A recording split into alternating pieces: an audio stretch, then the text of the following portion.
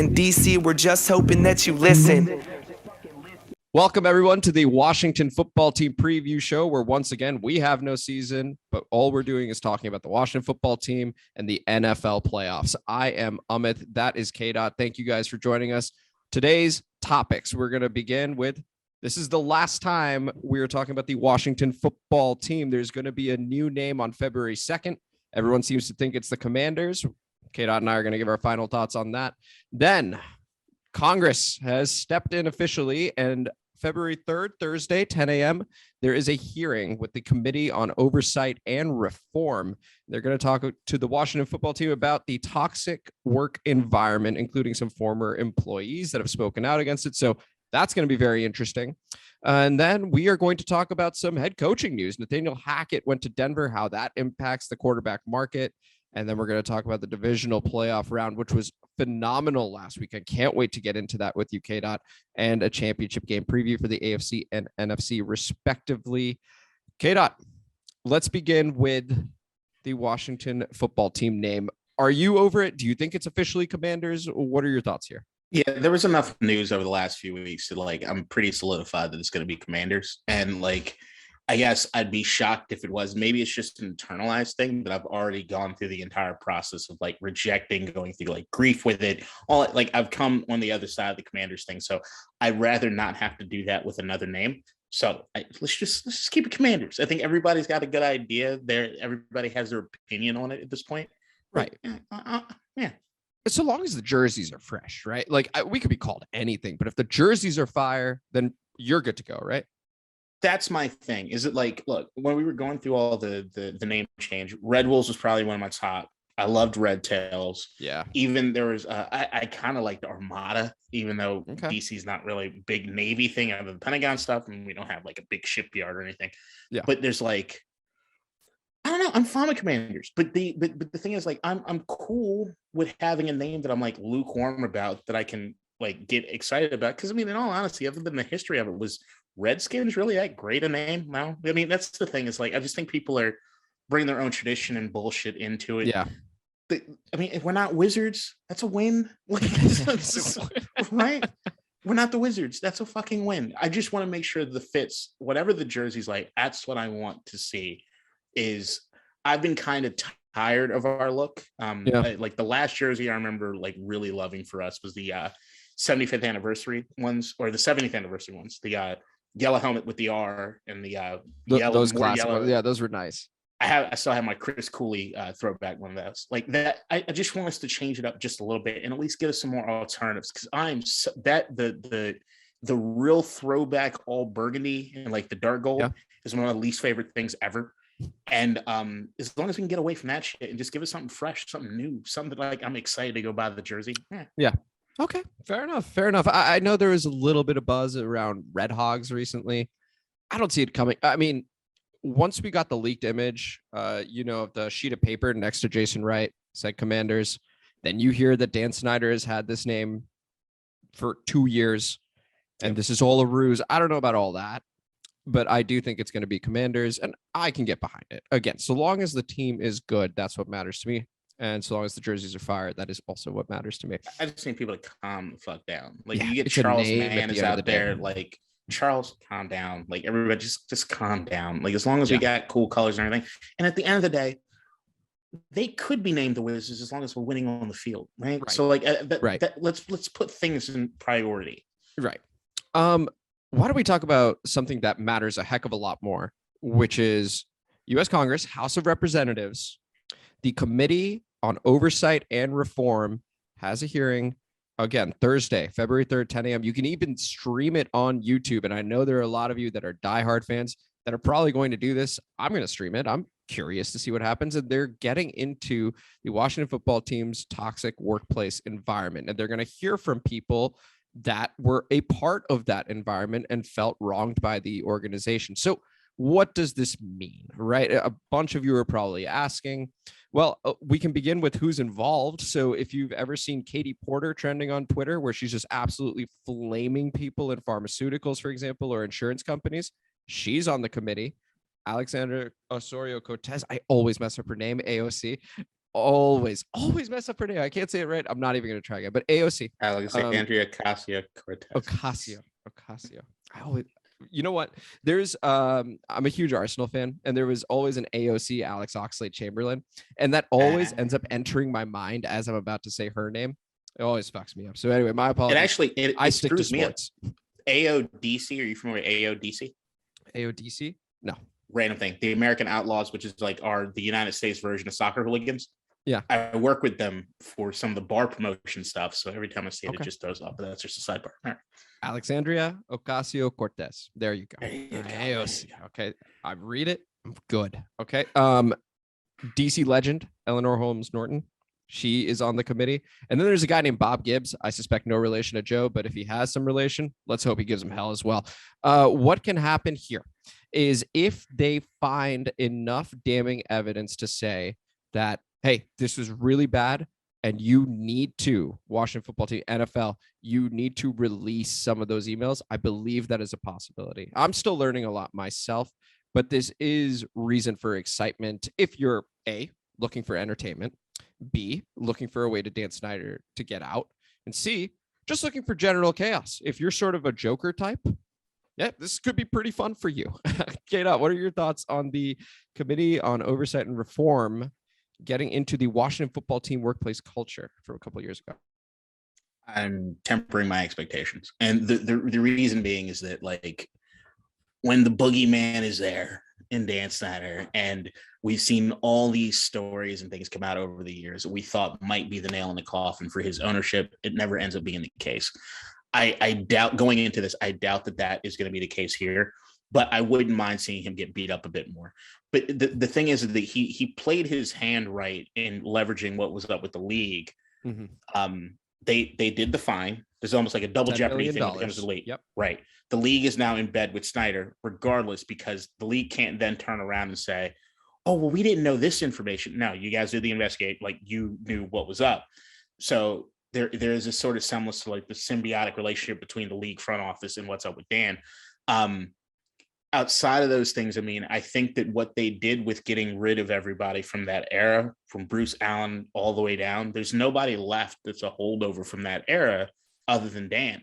And I think that if Dan can be an asshole, but I do think he's a smart asshole to a certain degree. And with that, I think that there's going to be enough plausible deniability, at least one separation from him actually being involved in anything nefarious. And the few stories we have heard of him being directly involved, where it was like the cheerleader asking the cheerleader to go up to the hotel room with his friend, things like that, that's going to be kind of hard to prove, right? Yeah. So the most that I can hope for with this is, like you said, that they get to go more into the emails. And what I want to see more of is the relationship between what was happening with like Bruce Allen and Jeff Pash, the league counsel. I want to see what was going on with that. What was illuminating me after the John Gruden email scandal was to be able to see the good old boys network kind of at work, right? Right. Is you hear player people talk like the Nerdos, and there's the club, and you can see every rich part of it. You have the team owner hires a GM. The GM is there. The GM now has a direct line to the league office and their fucking legal counsel, which should have a sort of separation there. No, they're in bed together.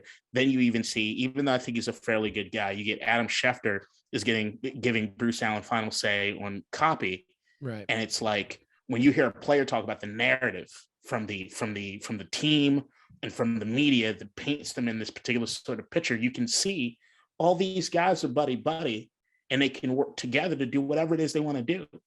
I want to see more of that being uncovered, and wherever it is that lands, I don't care. I just want to see more of it become illuminated. I'm very curious because the tempering expectations, I think, is the right approach here. This is the first time I want to say that Congress has gotten involved. So in that respect, it's different. And that does present new potential possibilities, but tempering expectations makes the most sense. AOC, Alexandria Ocasio-Cortez. Now I said it twice, nailed it. The accent too. Well, yeah. Oh yeah. No, well, you got to get it especially right at that point. But yeah, so we're going to see what happens there again, Thursday at 10 a.m. And very much looking forward to seeing what goes on, especially because this could potentially, some people are speculating that this could extend to Roger Goodell, right? And then his job is in question. This could extend to other owners this could be really, really bad for the NFL. Now, football will continue. It's not like the NFL is about to fold, but it's interesting because I think any speculation is sort of fair play at this point because the NFL has done so much to hide the other emails, but we still happen to have the John Gruden leaks. So I don't know. I'm curious. Let's move on to on the field stuff, and more specifically the front office. So the Denver Broncos made a move. They hired Green Bay offensive coordinator Nathaniel Hackett to be their head coach. And if you know anything about Nathaniel Hackett, it's that Aaron Rodgers absolutely loves and adores this guy. So last week we talked about quarterbacks we trade for.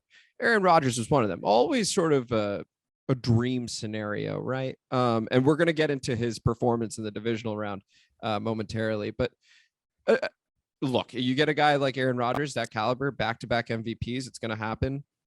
You do it. So we would still trade for him even after that sort of lousy game. But I think this move, KDot, and correct me if I'm wrong, I think this more or less kills that probability that he comes to Washington, however small it was, because he's either going to stay in Green Bay, in my opinion, or he'll go to Denver and stick with Nathaniel Hackett, who seems to have a certain charisma about him that vibes with Rodgers. You look at Denver, they've got the sixth most cap space at $44 million. They can afford him. And they've locked up wide receivers, Cortland Sutton, Tim Patrick, Jerry Jeudy still on his rookie deal. Noah Fant. They could maybe get Devontae too. I don't think they'd need to. And I think it would do Rodgers some good. Again, we'll talk about it a bit more. He hyper-targeted the shit out of Devontae Adams. It could help to have more than one wide receiver that he can build a rapport with. What are your thoughts on the move, KDot? Let me first start by saying, when I said last week that I'd trade 6 first-round picks for Aaron Rodgers, I was speaking in hyperbole. Okay, no one's going to make that deal. What I was trying to elicit was that I am so desperate for a quarterback that there isn't really a price that's too high for me to go get somebody that I know is actually able to play the position when, if I'm looking at Washington, we've had a drought there for so long, right? So just getting that out of the way. Yeah, I do think that this kind of kills. I mean, Aaron Rodgers to Washington was always pretty much a pipe dream because, I mean, the idea was that I was saying that you'd have so many incentives to give Green Bay that they'd have no choice but to pull the trigger. But as we've seen with Aaron, even going into last year, if he decides he wants to walk away, he'll do that instead of playing for a team he doesn't want to play for. So that's not something you want to do. It just makes sense. Denver, John Elway's doing everything he possibly can do to bend over backwards to get his guy, same way that he did with Peyton Manning after years back. He'll do that with Aaron. Here, you got a guy, an offensive coordinator that you like. Pick the pieces however you want to. The same thing that they did with Peyton. You can best be sure Randall Cobb will be in Denver next year, and things like that. And it just makes sense. I mean, they have a lot of talent. The only thing I could ever say about Aaron probably wanting to stay is either in Green Bay, which I don't think is going to happen, or going to another team is how loaded the AFC is as far as quarterbacks go and the teams. Like, I can see that the road to getting another Super Bowl is a lot easier in the NFC than it will be in the AFC, especially if you got like Tom Brady's going to leave. So I don't know. I don't know if Aaron's, I mean, the way you hear him talk about on Pat McAfee or everything is that he kind of wants to take the path of least resistance to get him to a Super Bowl. That's why I even think that, like, if Tom decides to hang it up, Tampa Bay should be a very, very legitimate option for Aaron Rodgers. I mean, it's just, what do you want to do? I think that Denver makes a lot of sense. I think John Elway would be a hell of a guy to play for, especially somebody that is going to bend over backwards and make things as comfortable as possible for you and to put you in a situation to win, even if it means sacrifice in the future, which is what they did with the Peyton thing. And they'll happily do it again. And I mean, you look at Tampa Bay, they're all in for last season, for this season. It's what you do. It's almost moving to that NBA model of, hey, who cares about the future? If we can win right now and get a ring, I mean, isn't it the worth Rams? It? Yeah, the Rams.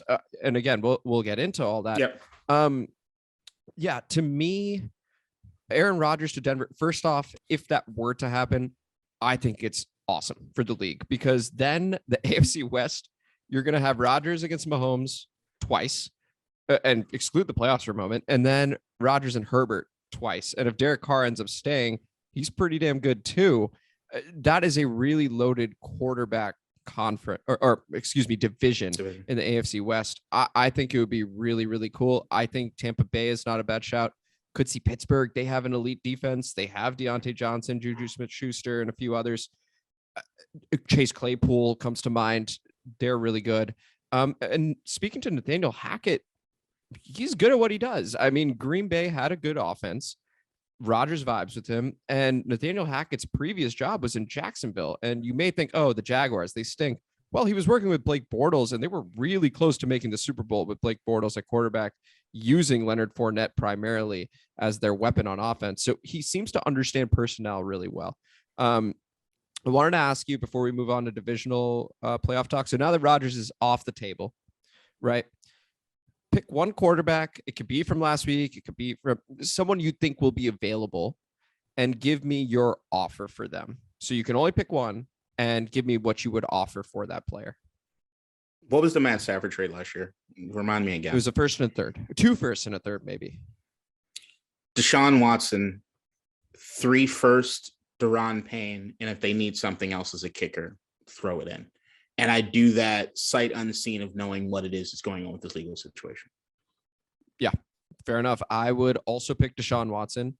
I would go as high as 4 first-round picks and Daron Payne. If they ask for 5, probably not. But it's close. It's a conversation because, again, it's been 30 years, I think, since we've even been to a conference championship game. So what we're about to talk about, and I mean, you see it, right? Like Joe Burrow went on a 2-14 Cincinnati Bengals team, tore his ACL against us, comes back, and now they're in an AFC championship game, all in 2 years.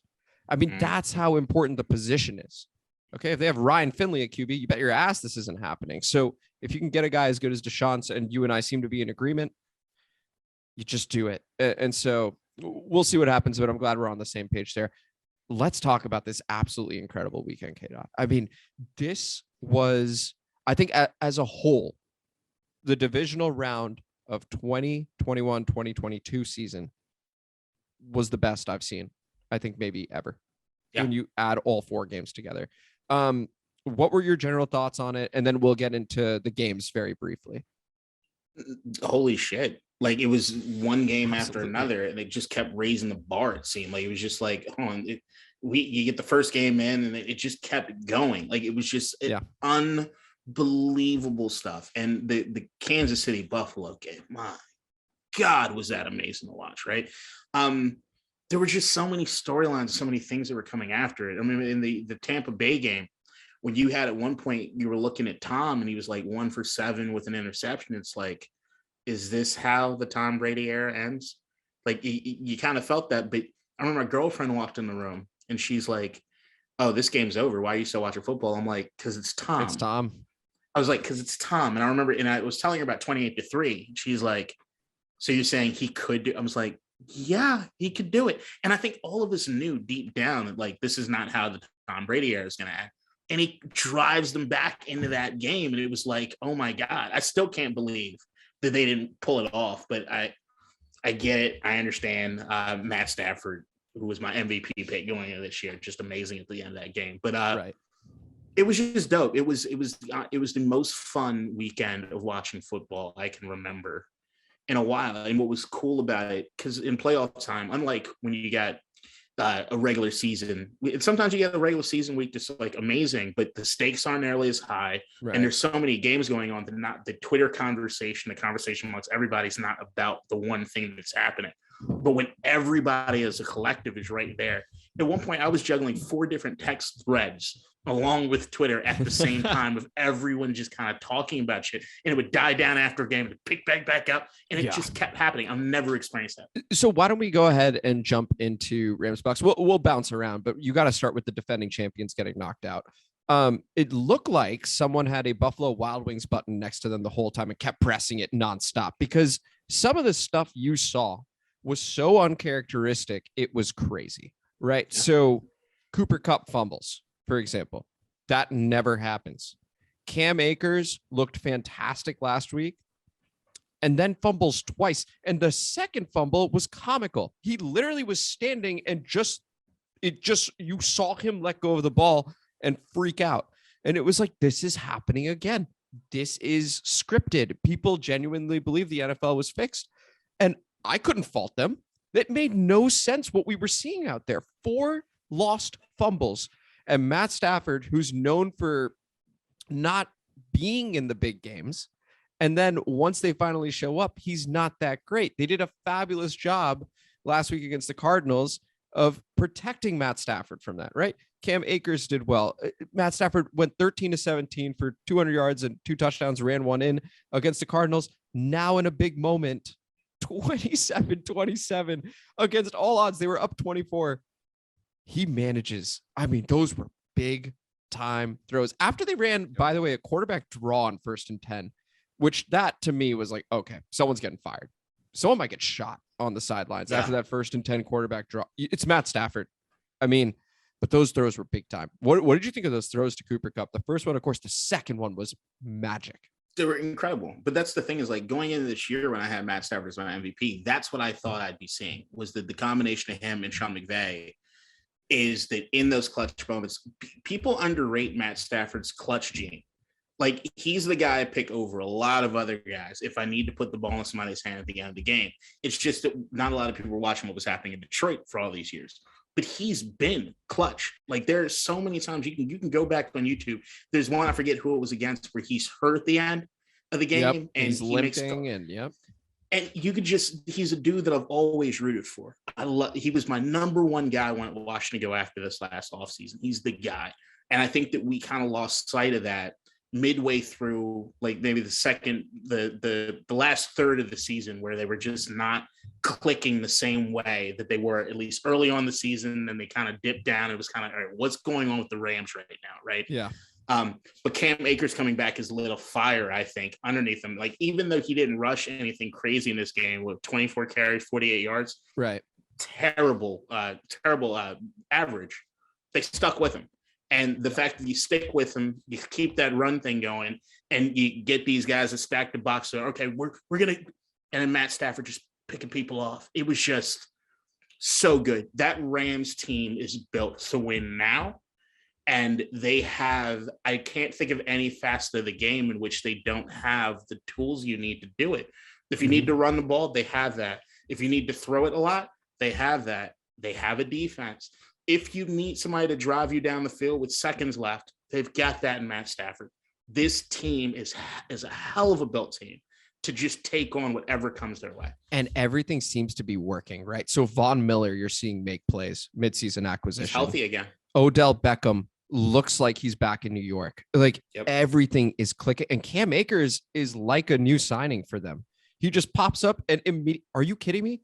2 weeks into being active, he's got 24 carries under his belt. Yes, he fumbled twice, but you can see the talent that's there. You can see how good he is.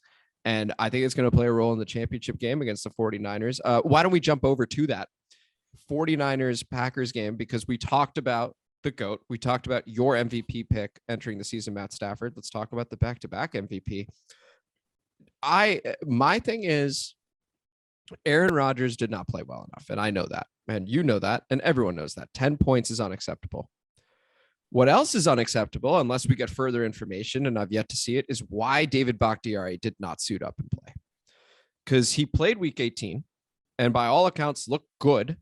Clearly something was bothering him, but it's the playoffs. Don't you? I understand needing to know your own body and stuff like that, but if you played week 18 and there weren't any reported genuine setbacks, could you not at least suit up, try, and then if it's really not working, come off? Made a huge difference in the game, I felt. I know that special teams blew it, but I think that would have helped. Rodgers was under pressure quite a bit too. I'm not gonna do that. You won't hear me do that as far as injuries go, especially not for this game. That's fine. It's even the thing with the Antonio Brown stuff that gives me a little bit of pause every time he talks about that aspect of it.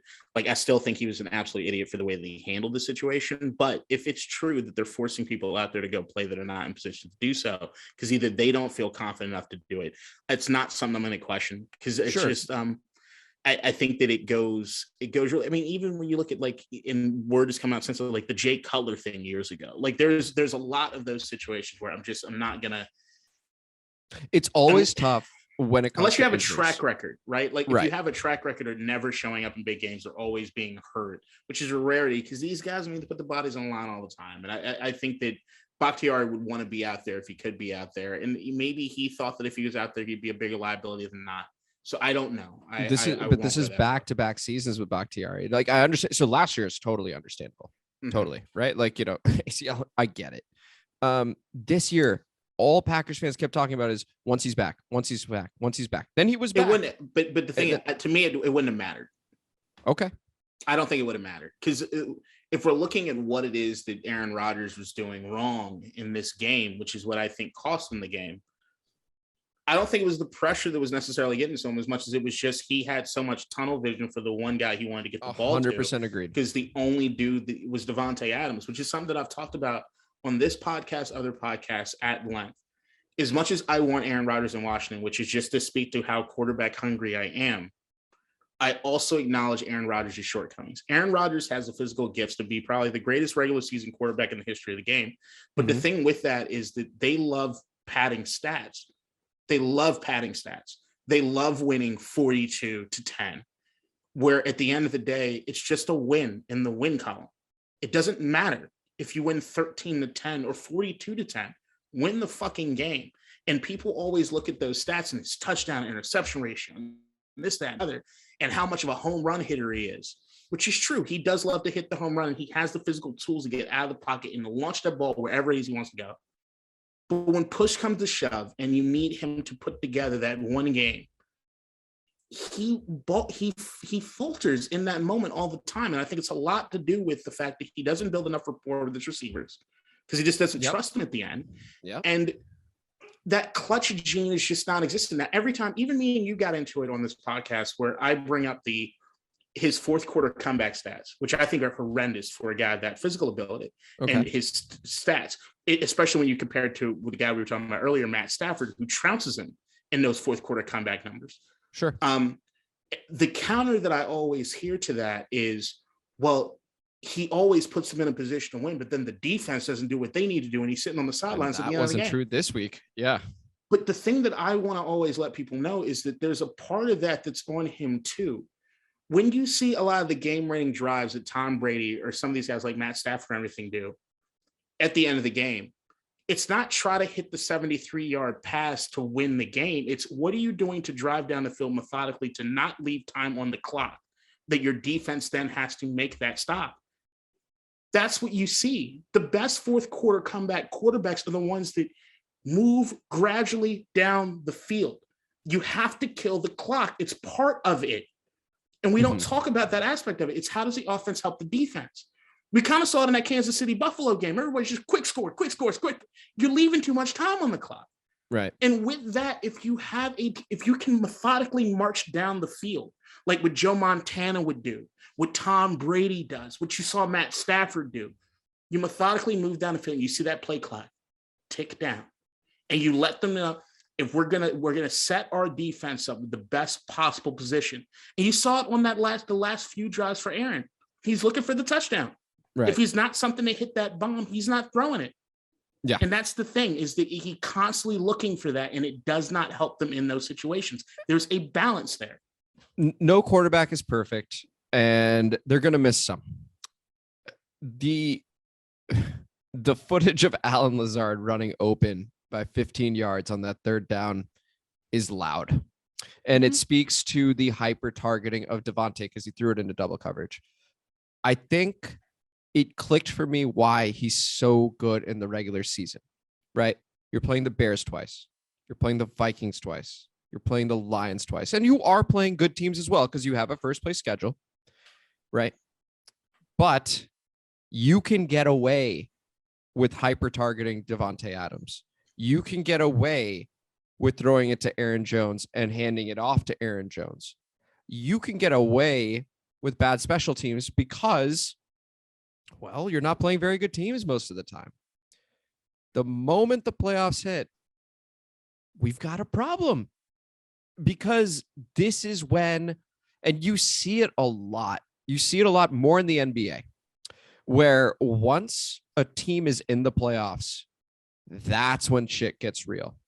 The Utah Jazz, for example, were amazing in the regular season last season. They got to the playoffs, didn't work out. You see it a lot of times with teams like the New York Knicks, Trae Young's just a superstar. He just took over. Simple as that.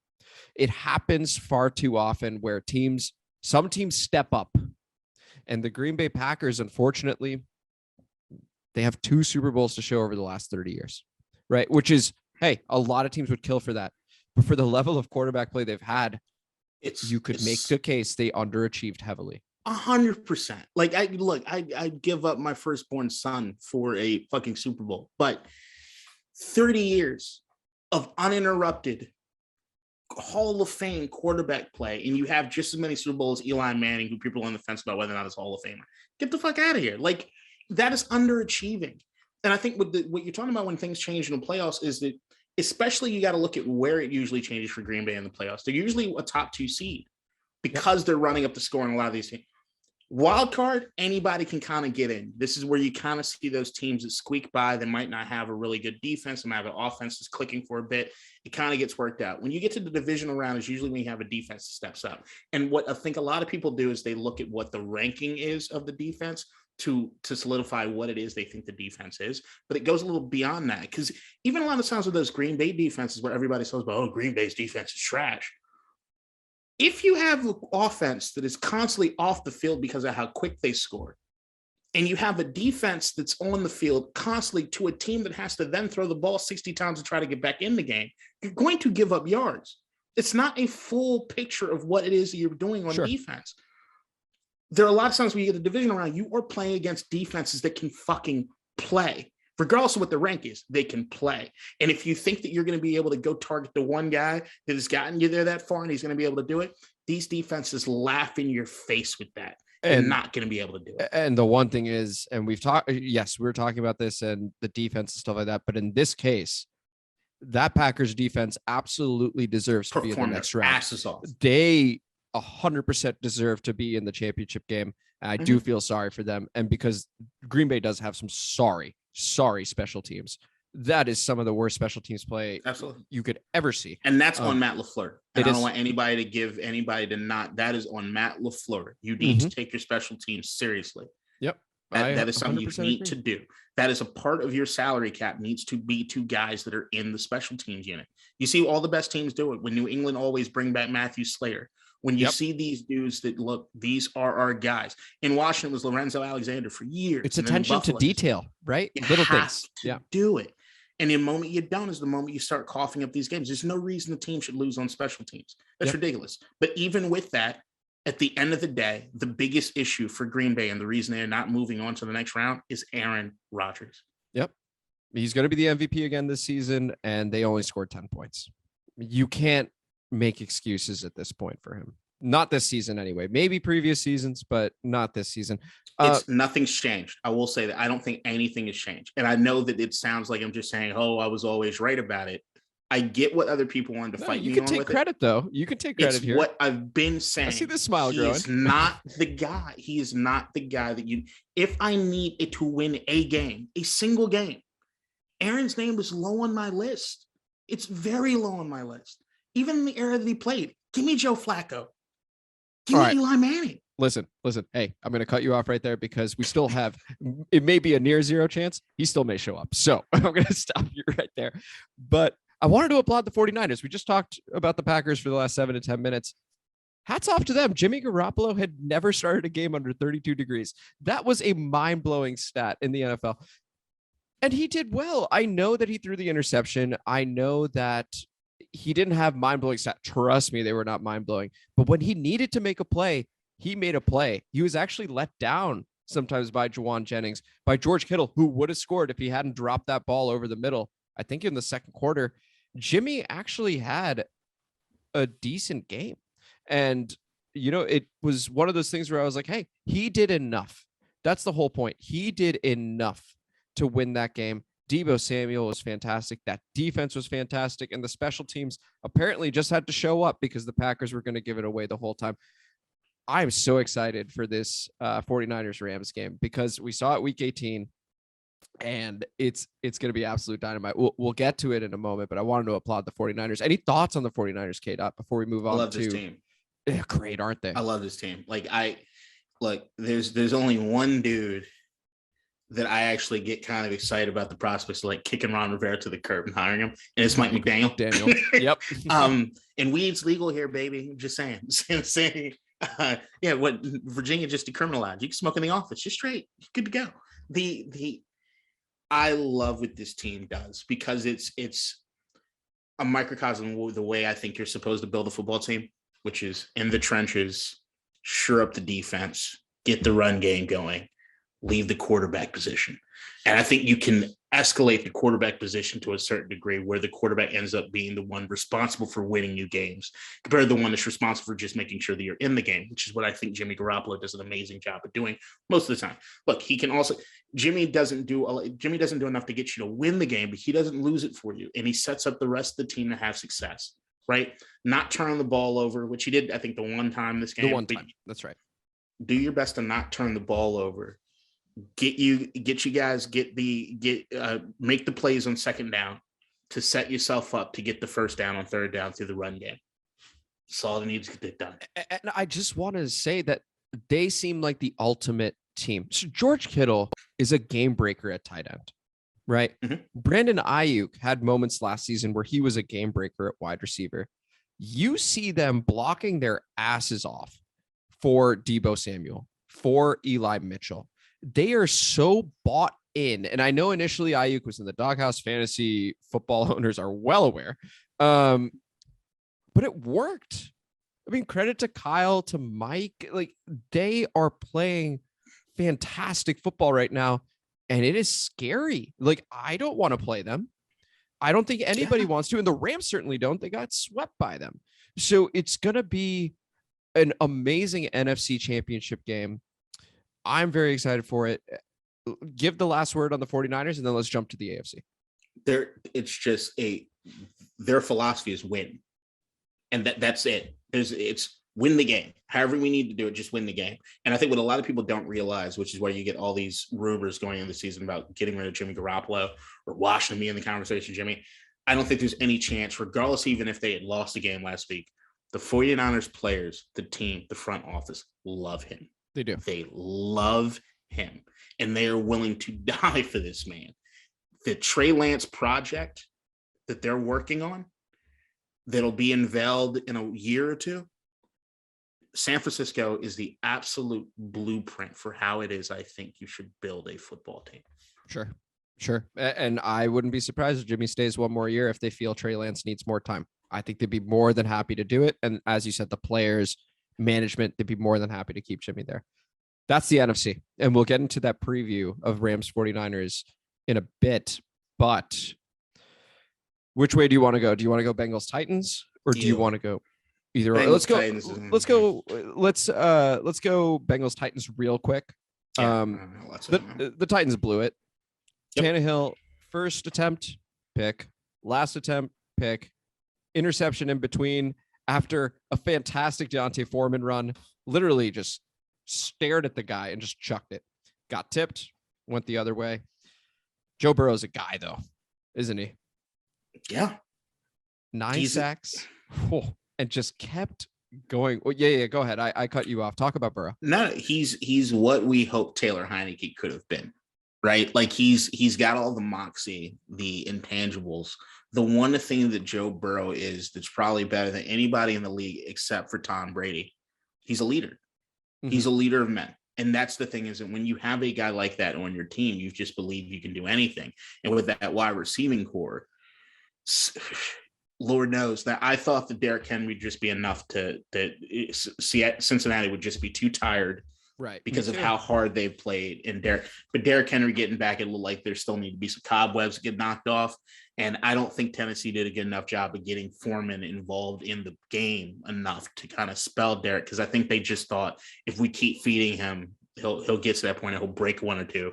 I think they should have did more to split it up. And not put that hard of a workload on Derrick Henry unless we start seeing the explosiveness, which we just didn't see at all. Another example of a defense I feel bad for is the Tennessee Titans, because if you sack any quarterback 9 times, you'd think that you won the game. And Tannehill did not play good enough. No. In fact, if they went after a quarterback, they won't. Tannehill's good. I think it was just an off game. Yeah, I wouldn't be surprised if they're like, fuck it. Let's see what we can do here. what was I going to say? Yeah, Derrick Henry, like you said, he just didn't look. He didn't look like Derrick Henry, and that's to be expected. And it is on the coaching staff to go, hey, Deontay Foreman's running well right now. Why don't we just continue? Derrick Henry got these carries, and we'll focus on next week after. But yeah, Evan McPherson is a dog too, by the way. I mean, that quote about, well, looks like we're going to the AFC Championship game after a couple warm-up swings. In that moment on the road, they got them. That is one of the best picks of the draft because they seem secure at kicker forever, as long as McPherson's playing.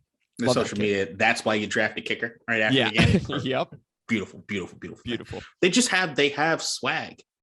They have swag. There's two teams left in that just have swag. It's them and the 49ers. Just they have this air of confidence that makes sure that they think that they are in the conversation with anybody. Nobody's going to laugh them off of the field, period.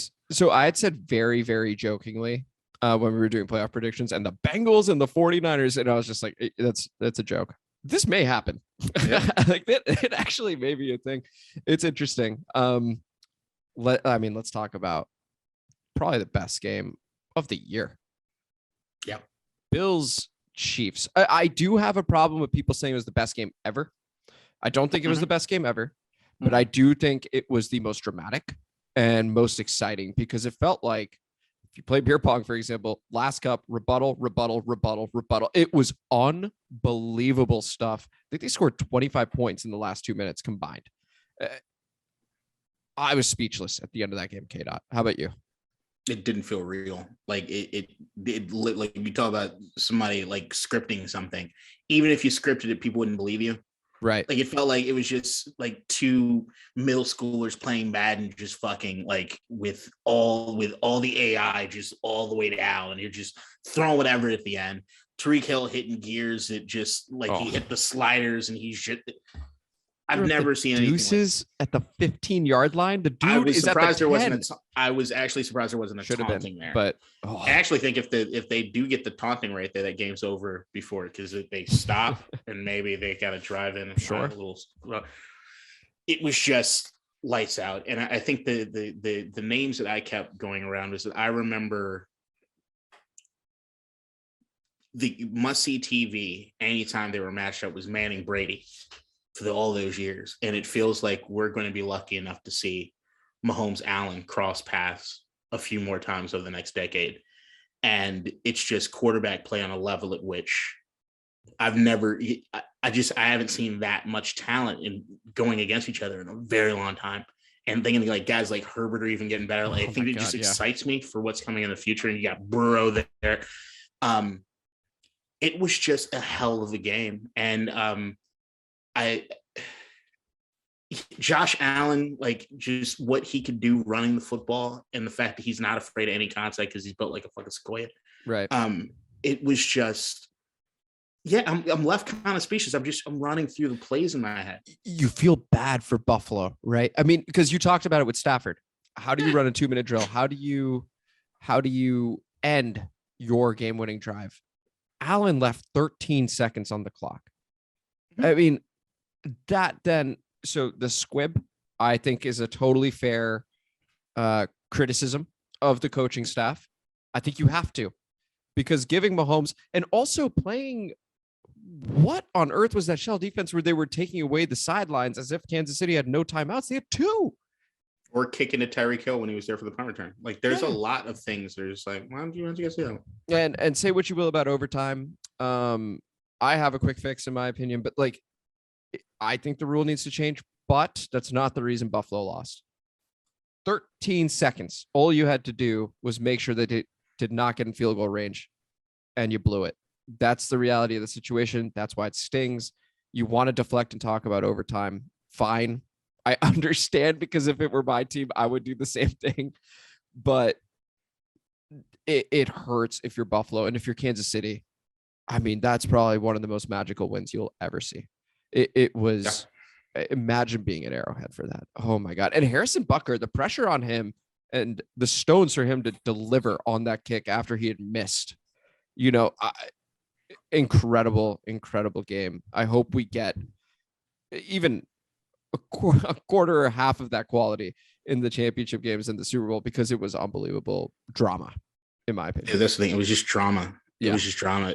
There was not a lot of great football at certain points in that game. But it was just from a dramatical standpoint, you couldn't script anything any better than that.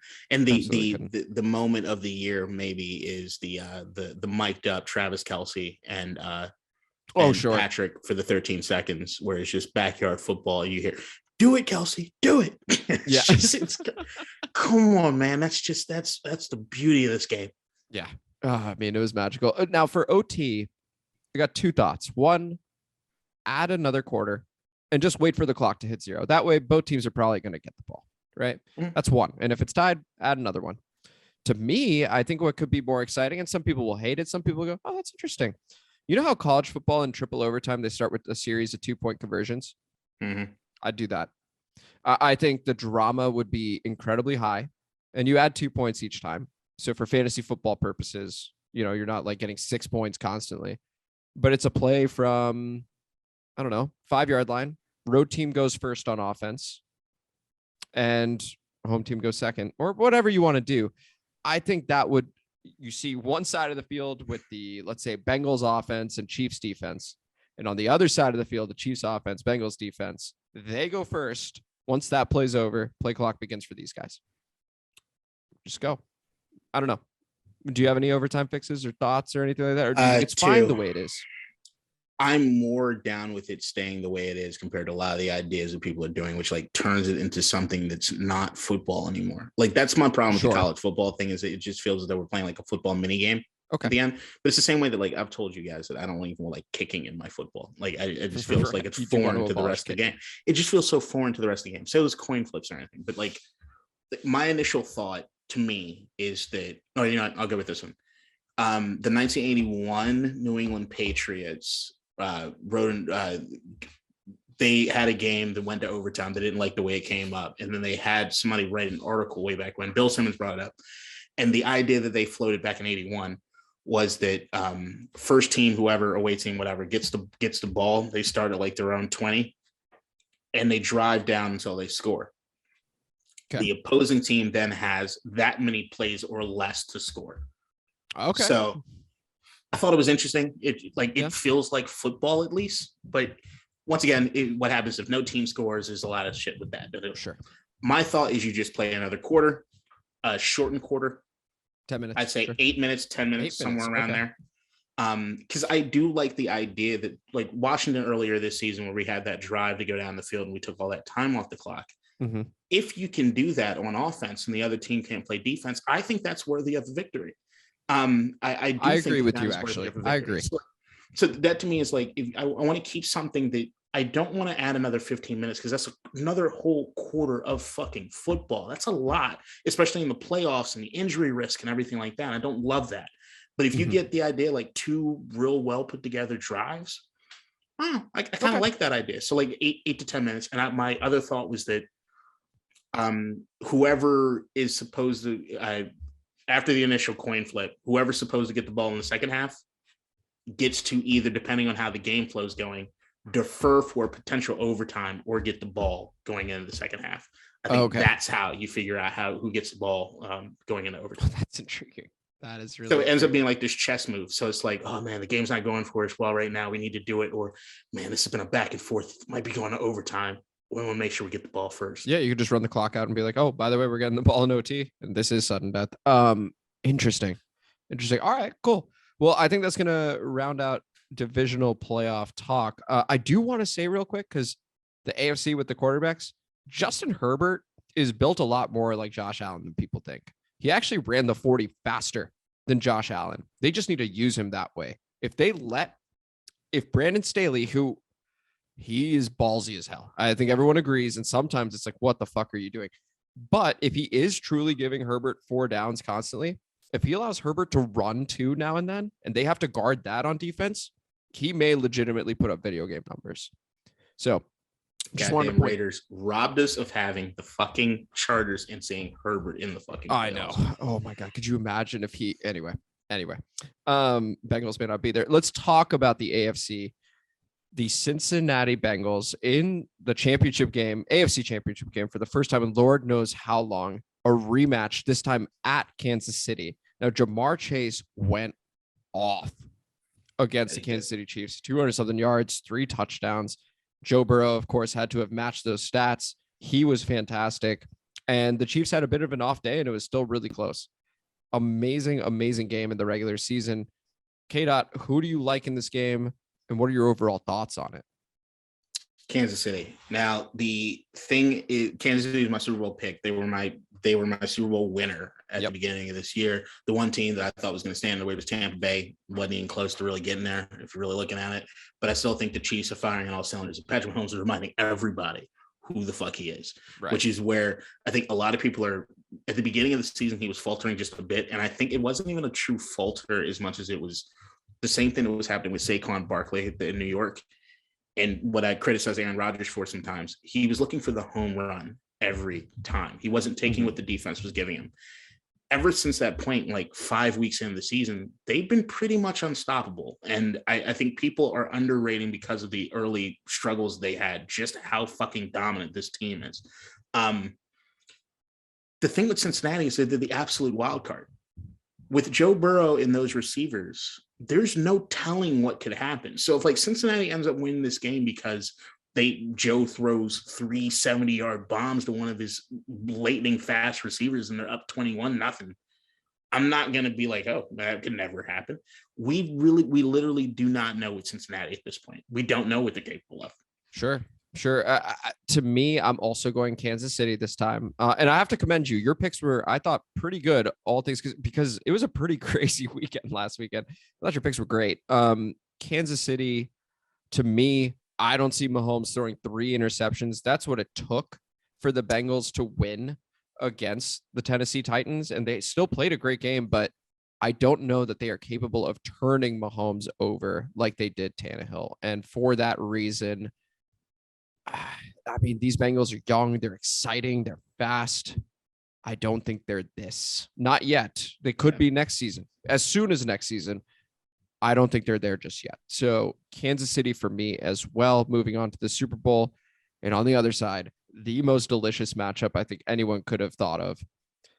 The Rams with a chance to play the Super Bowl in the exact same stadium they're hosting this weekend against the 49ers. I mean, you could not ask for a better one. The 49ers swept the Rams in the regular season, including at SoFi at the very end to get in. And so now the Rams got to be thinking, why the fuck didn't we just go ahead and take them out then? Because they had so many opportunities to do so.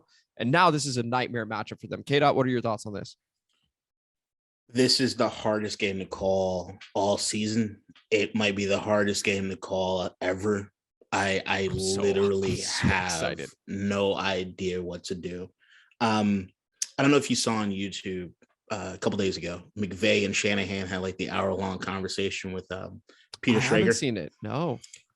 Great stuff. They're reminiscing a lot about the Washington days, which makes me feel like shit, especially with the way it ended. You know, Kyle still has an axe around against Washington for Father's dad, but they're saying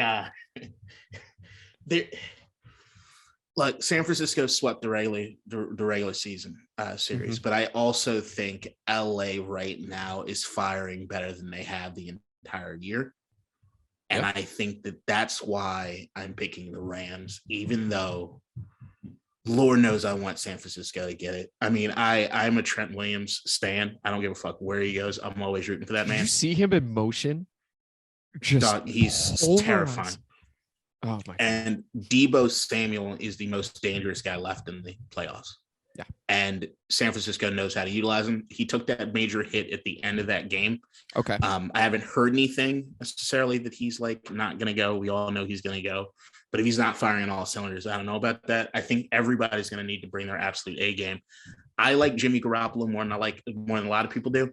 But I think Matt Stafford's just an all-around better quarterback. And I think the LA defense also being healthy, especially Von Miller getting that pressure in there, could cause problems if they especially like to line him up everywhere.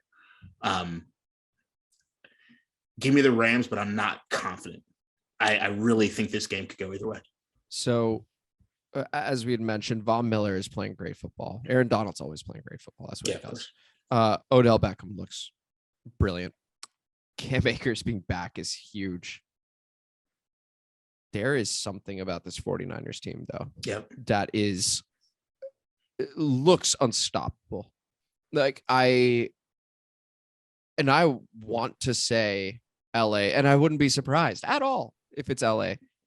But I think if I had to bet on one team to make one more play than the other, I'm picking San Francisco right now. Even their defensive line is playing great. If they can stop Cam Akers, and that's a big if, because he does look great. I understand Tampa Bay did their thing against them. They've always had a terrific run defense. San Francisco, up and down.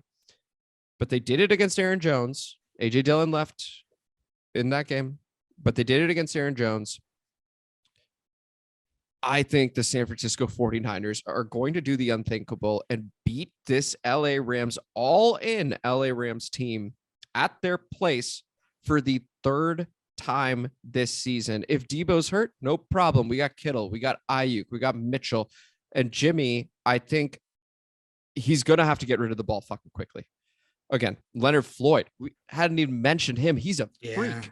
I mean, they've got so many freaks on defense, but I do think that this is where it catches up to them, missing Jordan Fuller, potentially missing Taylor Rapp in the secondary.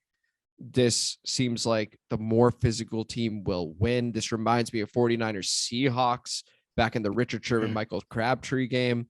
It's the NFC West being the best once again. In fact, the way the Rams were pulverizing Tampa early made me wonder what would happen if Arizona had played a non-NFC West team in the playoffs, because that's how good the Rams looked. And that's how we're looking at an NFC West showdown right now. Would Arizona have creamed somebody if they just hadn't played one of the best teams in football right now? I'm taking the 49ers. I'm not confident at all, but I do think that they have one more play in them than the LA Rams. It's going to be great though, KDot. I really think so. It's much CTV. And I think that the thing that I'm probably looking forward to more than anything is the connection of Shanahan McVay. This is personal. This is fucking personal. Don't let anybody try to tell you different. It's fucking personal. And I know McVay is really, really, really upset about what Shanahan did to him this year. And I also know Shanahan's basically like, bitch, I gave you a career. I'm not. They are going to be going way down the bag of tricks for this game. I think there is nothing that's off limits in this game between these guys. It's going to be, it's good.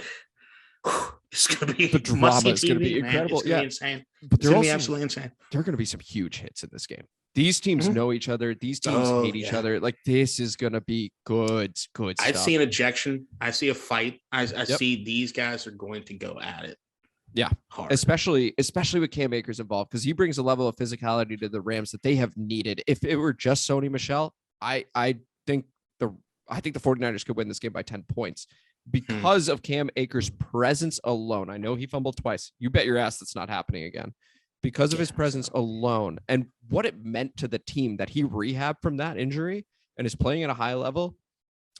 Yeah, I could easily see the Rams doing their thing and making that extra play. But I'm picking the 49ers. KDot's got the Rams. We both got the Chiefs.